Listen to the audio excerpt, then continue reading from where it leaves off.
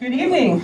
So I recently started doing this stand-up comedy thing, and it's been really hard because everyone's really young in it, and there's all this language that I don't know.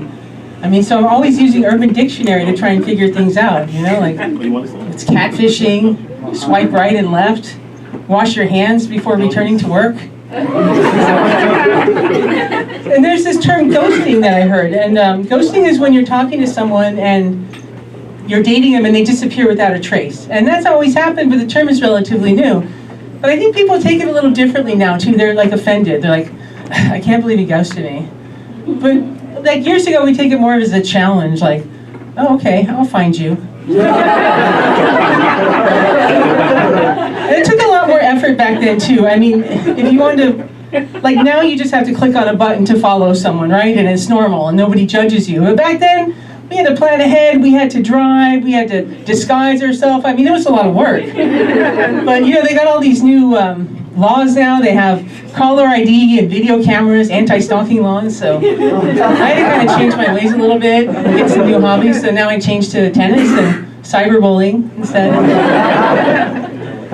Another thing that's different, I used to work in a store where we would develop film for people, and they'd bring in a roll of film, and a week later we give them some pictures. And this one time, this guy was a regular customer. We had a mix-up, so we had to look through them. And so we're looking through his pictures, and all these pictures of his manhood, basically dick pics in the 90s, before they were a thing.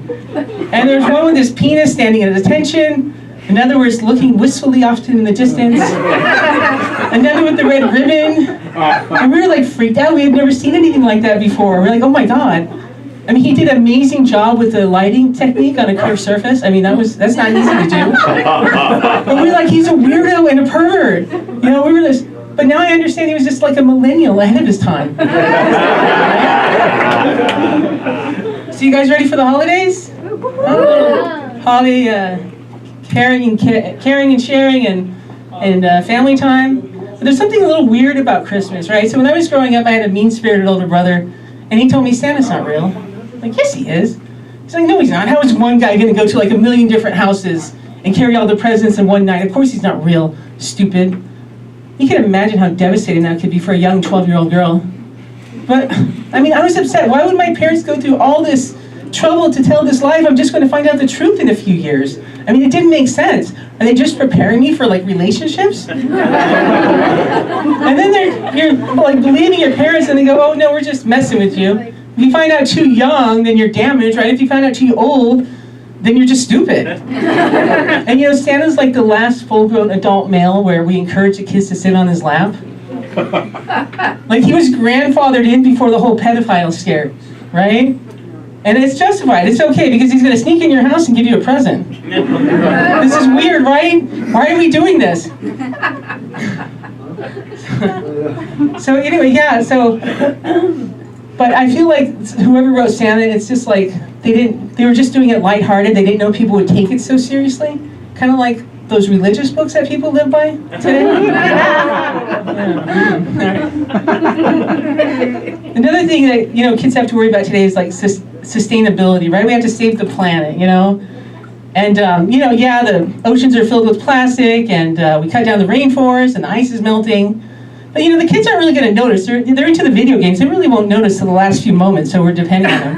But I don't think we should really worry about it. I feel like life will continue. Like life has this, like the dinosaurs were here for a while and then they disappeared, right? And life has this natural cycle of life and growth and death, and they didn't go out kicking and screaming. So I feel like when we're gone, the next generation of life will be some weird mixture of human, machine, monster, and they'll find the plastic in the oceans and they'll be amazed. They'll think they discovered diamonds and it'll be worth a fortune.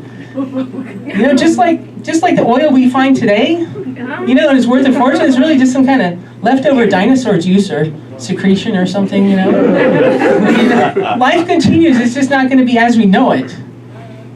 So recently I was online and I met this guy online and we were talking for like a week and dating, and we were, kind of hitting it off, and he says, hey, maybe we should go meet.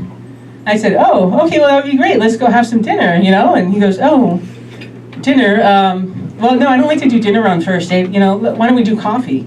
I'm like, whoa, coffee? Well, I don't even like coffee. I thought you said you had a job. And he goes, no, I have a job. It's just on the first date, we don't want to overcommit, and you know, we just want to make sure we get along and not waste our time. And I'm like, okay, yeah, well, that sounds reasonable. I don't want to waste my time either. We'll tell you what, why don't you send me one of your dick pics, and then we'll go from there. Can you believe he freaking ghosted me? But I'm going to find him, yeah. Thanks, you guys.